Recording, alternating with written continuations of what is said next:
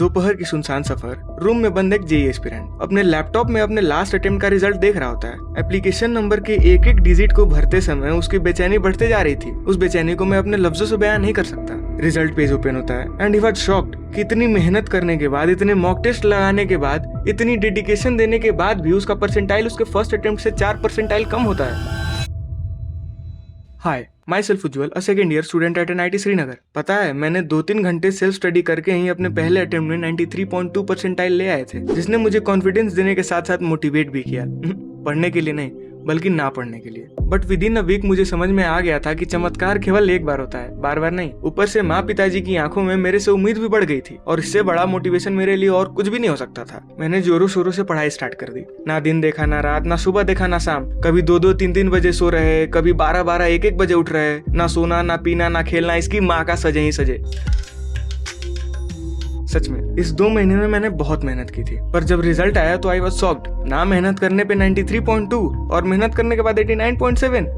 उस शाम मेरे दिमाग में बस यही गूंज रहा था कि व्हाट वाज माय फॉल्ट। मैंने तुरंत लैपटॉप बंद किया, बिना अपने परिवार को बताए कि रिजल्ट भी आ गया है, और अपने पिछले 2 महीने को एनालाइज करने बैठ गया। एनालाइज करने के दौरान मैंने ये 3 गलतियां पाई। इन 3 गलतियों ने मेरे परफॉर्मेंस को इतना गिराया कि जहां मैं अपने आप को 96-97 परसेंटाइल पे मान रहा था, वहीं मेरी एक्चुअल परसेंटाइल 89.7 आई। पहली गलती थी प्रेशर ज्यादा लेना। मेहनत तो करता था, पर उससे कहीं ज्यादा अपने ऊपर प्रेशर लेता था। पर वो माँ पिताजी की उम्मीद ने मेरी बहुत मदद की टेंशन बढ़ाने में। कांस्टेंट फियर मेरे दिमाग में चलते रहता था कि अगर इस बार नहीं तो कभी नहीं। सोचा तो ये था कि फर्स्ट अटेम्प्ट ऐसे ही दे देता हूँ, सेकंड अटेम्प्ट में अच्छे से प्लानिंग करके दूंगा। पर ये टेंशन मुझे कंसंट्रेट करने दे तब तो। उस समय मैं अपने आप को उस चींटी की तरह महसूस कर रहा था जो कि मकड़ी के जाले में फंस गई हो, जिसे बाहर आना तो है पर कैसे।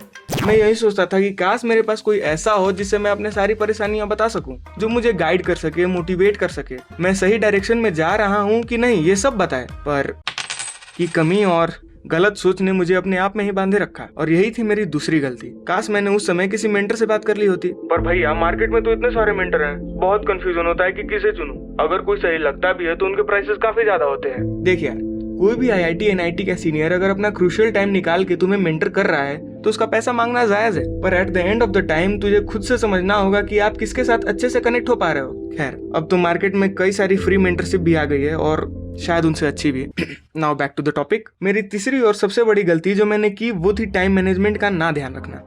फर्स्ट अटेम्प्ट खत्म होने के 10 दिन बाद तक तो मैं मजा ही कर रहा था। अपने फर्स्ट अटेम्प्ट के परसेंटाइल को यूट्यूब और गूगल में सर्च करके उस परसेंटाइल पे बेस्ट कॉलेज कौन कौन सा है ये सब देख रहा था। 1 महीने तो यही सब करने में बीत गए। बचा 1 महीना, तो इस 1 महीने में मैंने ना दिन देखा, ना रात, ना आगे देखा, ना पीछे, बस लग गया पढ़ने में। कोई अता पता नहीं कि क्या पढ़ रहे हैं, क्यों पढ़ रहे हैं, ये चैप्टर्स इंपॉर्टेंट है भी या नहीं। और मॉक टेस्ट मैंने फिर इस बार नहीं दिया।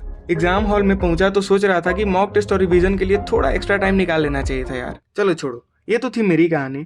पर अगर आप अपनी कहानी किसी और अच्छे एनआईटी या फिर आईआईटी से सुनना चाहते हो, so join this WhatsApp channel and Telegram group where you will get free mentorship with full packed resources and healthy competition between JEE aspirants. So देर किस बात की, ज्वाइन करो।